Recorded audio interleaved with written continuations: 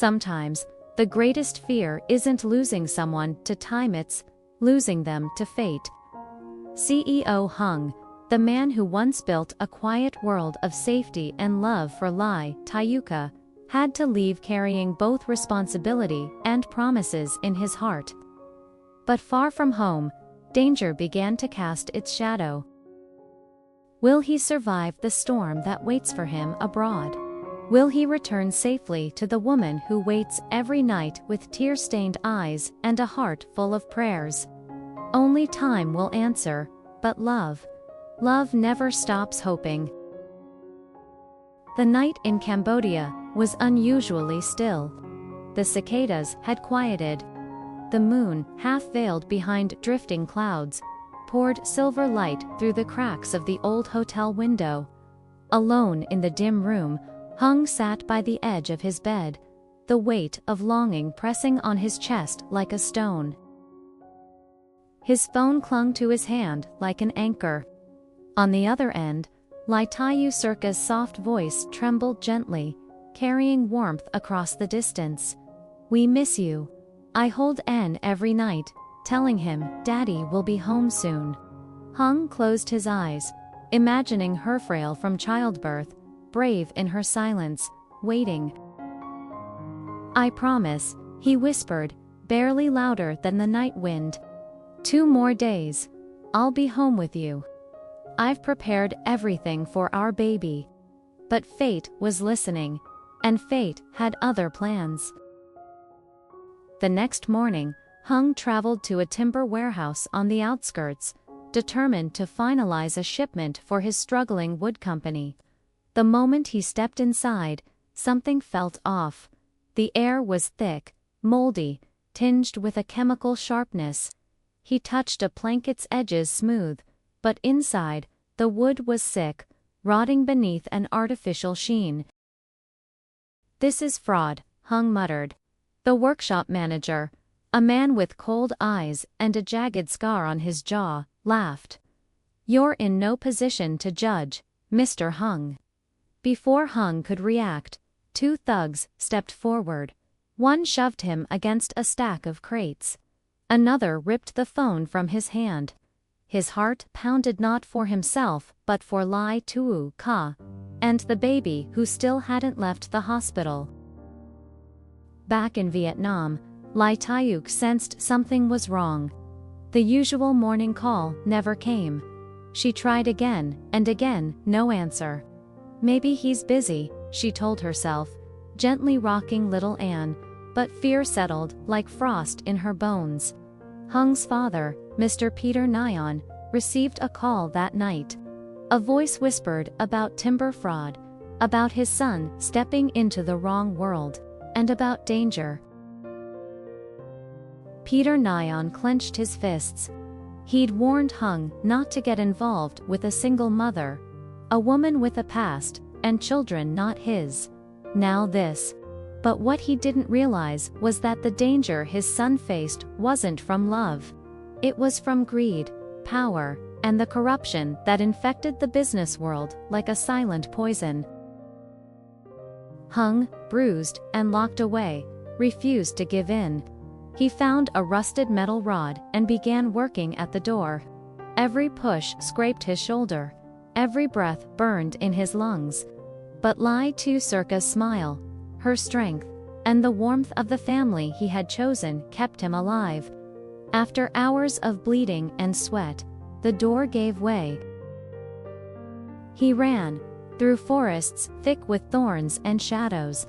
The night screamed around him, dogs barking, engines revving, bullets ripping the air. One bullet grazed his shoulder, ripping flesh, but he didn't stop. Blood soaked his shirt, but he didn't cry out. When the cliff appeared before him, and the river roared like a beast below, he didn't hesitate. He jumped. The cold slammed into him like stone. The current twisted his body. His wound flared with unbearable pain. But in the blur between consciousness and drowning, one name echoed in his heart: Tieu Ca. Will he survive? Will he return?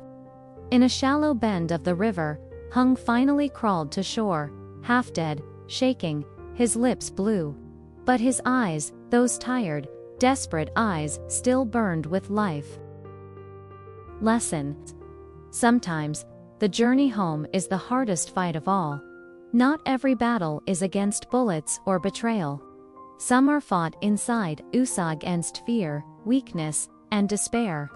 Hung risked everything, not for money or power, but for a woman who had nothing except love to give, and that was enough.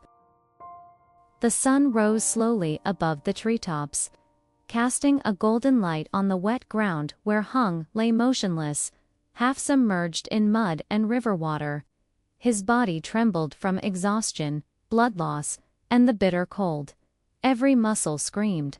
But as his eyes fluttered open, a single thought pushed past the fog of pain. I have to get back to her. He pulled himself up, inch by inch, clawing at the grass, using the last of his strength to reach the nearby road. Somewhere, far off, a rooster crowed. The world was waking up, unaware that a man had just crawled out of death for love. Meanwhile, in Vietnam, Ly Tieu Ca paced in front of the window, her hands trembling as she held her phone. She hadn't slept. The baby had cried all night, and every unanswered call felt like a dagger through her chest. She tried to stay strong, but her heart was crumbling. What if something happened to him? She whispered, staring at the sunlight pouring through the curtains. What if he never comes back? Just then, her mother came in quietly, placing a hand on her shoulder. Have faith in him, Ca. If anyone can survive anything, it's Hung. Tieu Ca nodded, wiping her tears. He promised he'd come back. He has to. Back in Cambodia, Hung stumbled along a dirt road, waving frantically as a motorbike passed. The rider, an elderly farmer, stopped in shock when he saw the blood and bruises. Without a word, the man helped him climb onto the back and drove him to the nearest clinic. Hung passed out before they arrived. Hours later, lying on a hospital bed, wrapped in bandages and 4 tubes, Hung finally opened his eyes. A nurse gently smiled. You're safe now, you're in Kampong Tom. The police have been notified. Hung's throat was dry, but his voice was clear. Phone. I need to call Vietnam. My fiancé. That night, Ly Tieu Ca was feeding the baby when the phone finally rang. She stared at it in disbelief. Her fingers shook as she answered. Tieu Ca, came Hung's weak voice, filled with emotion. She dropped the bottle, tears rushing down her face. Hung, is that really you? I'm okay now, he whispered. They tried to stop me, but nothing could keep me from coming home to you. She sobbed, holding the phone to her chest. I thought I lost you. Hung smiled through the pain. You saved me, Ca. Your voice, your love. I never stopped hearing it. In the days that followed, news broke out about the timber fraud scandal. With Peter Nguyen's power and Hung's testimony, the corrupt ring was exposed. Arrests were made. And for the first time in weeks, the path home was clear. 2 weeks later, under the warm skies of Vietnam, Hung stepped off the plane, his shoulder still wrapped, but his soul stronger than ever. There, at the gate, stood Ly Tieu Ca, holding their baby, her eyes shining with tears and joy. He ran to her. She didn't say a word, just wrapped her free arm around him and buried her face in his chest. I'm home, he whispered, kissing her forehead. And I'm never leaving again. The warm breeze swept across the airport parking lot as Hung held Ly Tieu Ca tightly, afraid that if he let go, the nightmare he had just survived would become real again. Her small frame trembled in his arms, but her grip was strong, like a woman who had waited far too long to let herself fall apart. Their baby nestled between them, blinking in the sunlight. unaware of the storm that had just passed. "I thought I lost you," Ca whispered, voice cracking.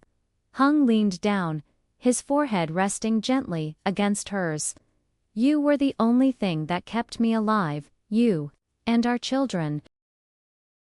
That night, at their small wooden home nestled between trees and fields, the family finally reunited. Hung gently touched baby Anne's fingers, now chubbier than the last time he saw them. "He's grown so much," he said in awe. Tieu Ca smiled faintly. "He kept asking for you in his sleep. His little fists used to reach out, as if looking for you." Hung swallowed hard, eyes misting. "I'll never leave him more you again, I promise." They sat on the floor beside a soft yellow lamp. Outside, cicadas sang and stars blinked above the rural sky. For the first time in weeks, the night didn't feel dangerous. It felt like home. But not all was peaceful. The next morning, a letter arrived at the front door. No return address. Just a crisp white envelope, slightly torn at the edge. Hung opened it with cautious fingers. Inside was a single line. "You exposed us. You will regret it." Tiu Ca noticed the color drain from his face. "What is it?" Hung quickly folded the paper and smiled faintly. "Nothing urgent, just someone angry about losing." But deep down, he knew this wasn't over. The syndicate he exposed had powerful connections, ones that didn't forget easily. His name had made headlines across Cambodia and Vietnam. While he had helped bring justice, he had also lit a fire under men who thrived in the shadows. Later that evening, Hung sat outside, sharpening an old gardening blade. The stars shimmered above him, and the crickets chirped without fear. But his heart was still on guard. Tieu Ca came outside with a blanket, draping it over his shoulders. "You don't have to be strong all the time," she whispered, kneeling beside him. Lesson from this chapter: true love doesn't wait for perfect conditions. It endures chaos, danger, and doubt. But most of all, it fights side by side. Hung and Tieu Ca had survived the storm. But their journey was far from over. Because when you stand up against injustice, the enemy doesn't disappear. It hides. And it waits.